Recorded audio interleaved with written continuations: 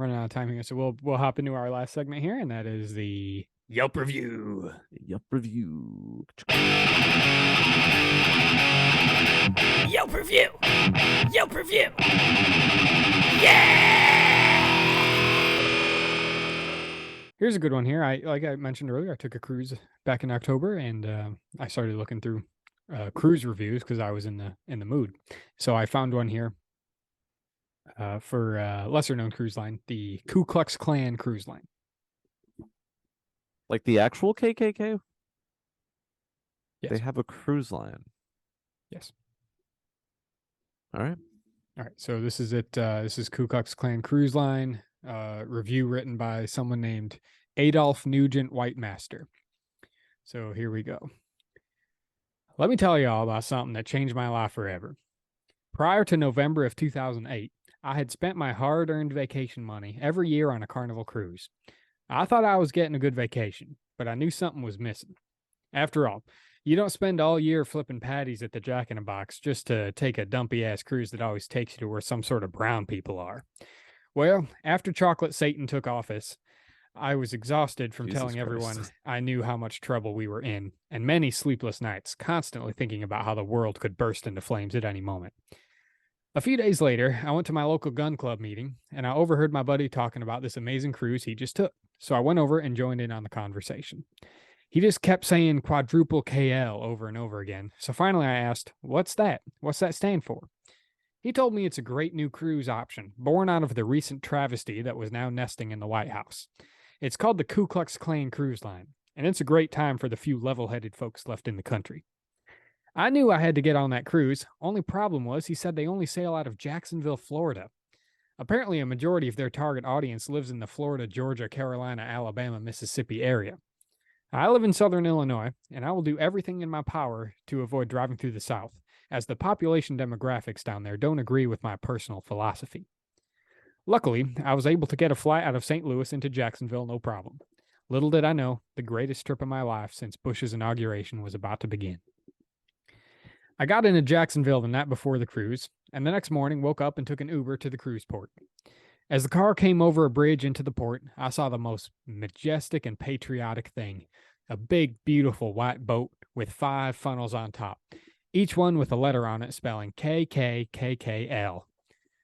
At the front of the ship, there was this giant figurehead leaning forward, wearing the sharpest white hood and robe you've ever seen, lighting the way of the ship with a burning cross, a sight that would have made our Confederate ancestors proud. Getting onto the boat was easy.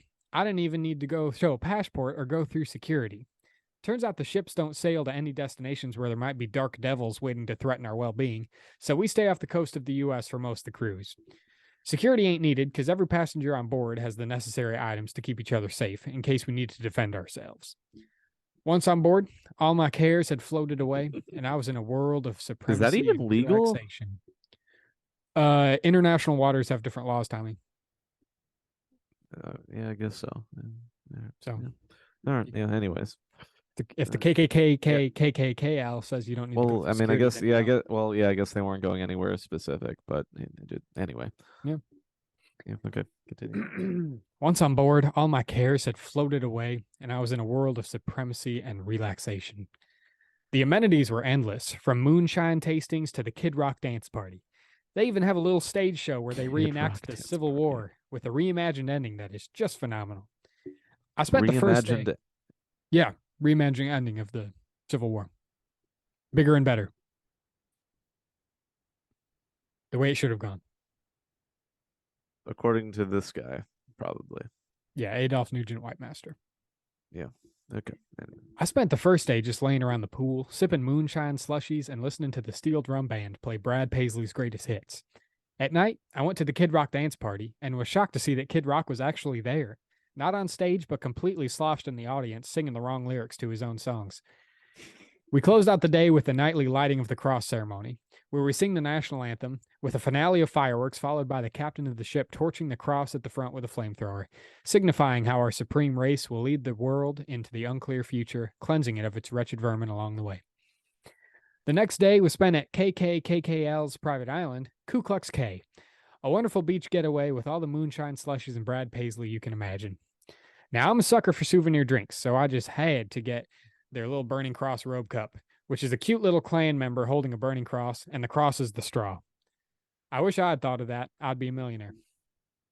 I even heard that the lifeguards on the island used to be in full robes, but that inhibited them from saving swimmers, and they had to just wear swimsuits after 4 people drowned while swimming in their hoods, and the guards didn't get them in time.